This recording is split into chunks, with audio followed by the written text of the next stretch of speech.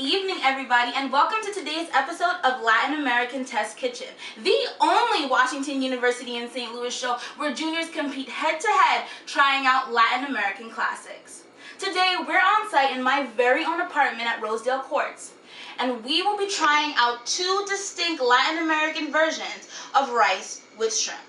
Today, my competitor, Taylor Bailey, will be trying out the Ecuadorian version of arroz con camarones. I, myself, will be preparing a Peruvian-inspired dish called arroz chaufa con camarones. Let's see how these girls get to it, and later we'll have some amazing people try out the dishes for themselves. Okay, so today the dish I will be using to kick Taylor's butt will be the Peruvian arroz chaufa con camarones. And I really was excited to try this dish because it's one born out of Chinese immigration in the 1850s, and it really embodies the fusion that is truly a part of Peru's gastronomy. So the main ingredients, just like Taylor's dish, we want to start with the same simple base, is rice and shrimp. And anyone who knows anything about Peru knows that Peru is a really big supplier of seafood and consumer of seafood, with ceviche featuring various Peruvian fishes and shrimps being a really important quintessential Peruvian dish. So what I'm going to do is I'm going to be using shrimp and rice along with some traditional Asian ingredients to really bring out that Asian flair to this dish. So what we're going to be using today is ginger, Chinese onion, soy sauce, eggs, which is extremely common to Chinese fried rices, along with some other ingredients that I wanted to add in to give the dish my own little flair. And this is really in the vein of what a lot of Peruvians do when making chaufa. They take ingredients that are in their fridge, leftovers, and really make a nutrient-dense, delicious, quick meal for their families. So today, the ingredient that I'll be adding is these enoki mushrooms, which I got from a local producer at United Provisions.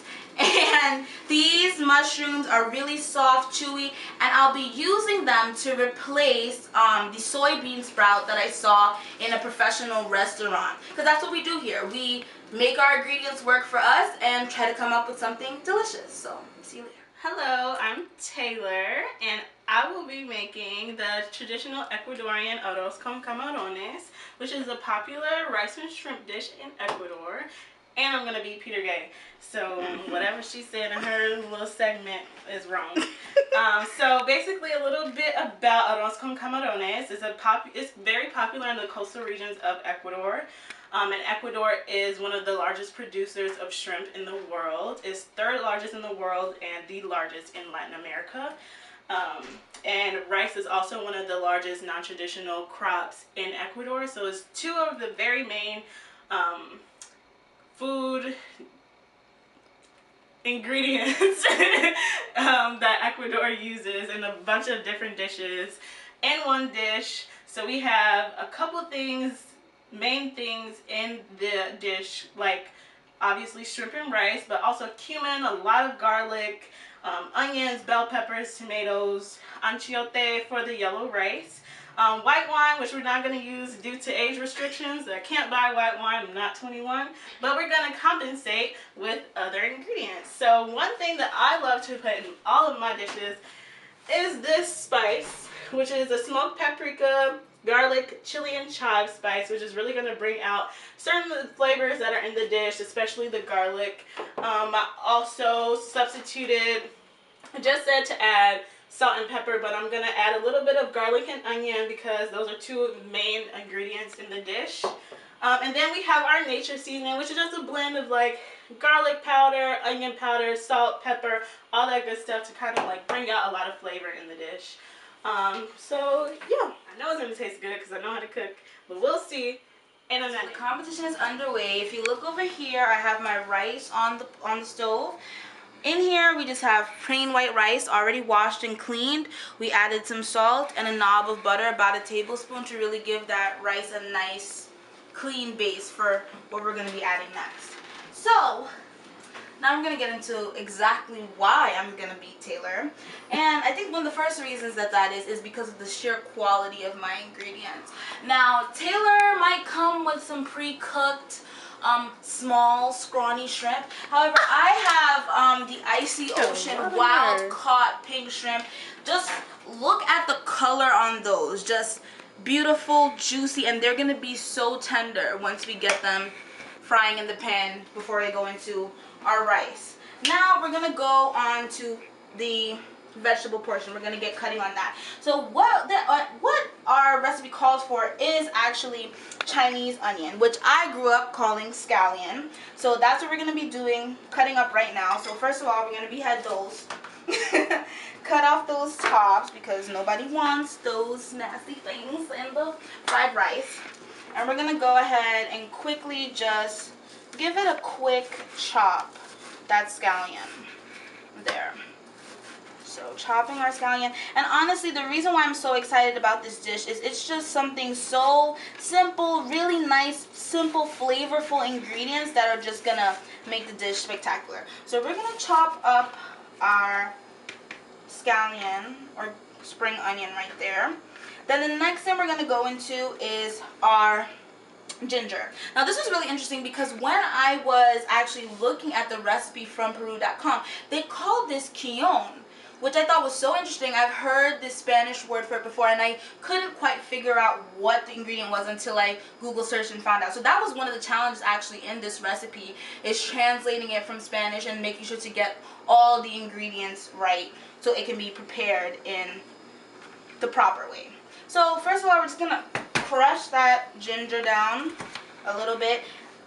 Because this is my dorm, no grater, so we're just gonna be finely chopping that as fine as we can so that when we fry it, that flavor really explodes and we get it in every single bite of our shrimp. Just gonna spice it up, and there we go. That's all the ginger that I need chopped up nicely. Then we're gonna go into the next flavor that's gonna marry really well with this ginger flavor, and that's gonna be the garlic.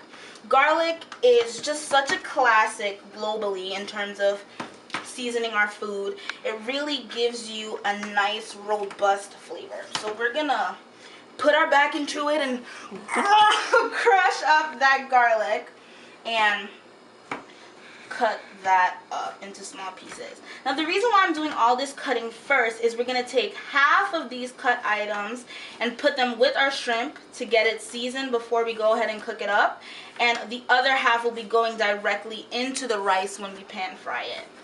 So cutting our garlic up there.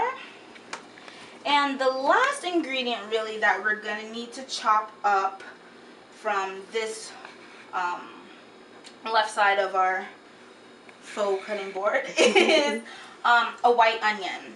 And this white onion has a much stronger flavor when compared to the Chinese onion or scallion. So it's really going to bring up those flavors and again just make for a really flavorful final product.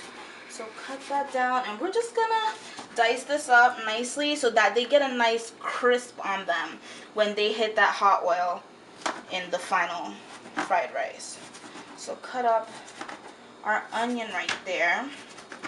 Alright, and now to my favorite element of the dish, really, as far as vegetables go, is my selection of peppers. I used bell, a red and a yellow, and also half of a jalapeno to give it just the tiniest bit of heat and really accentuate that sweetness that we're going to find in the shrimp. I really love the bell pepper in this because it actually adds a nice sweetness and also a great depth of color to the final dish that really is what you think of when you think of fried rice. That beautiful brown soy sauce toasted rice with peppers and a slew of vegetables in there to add just the most beautiful flavors.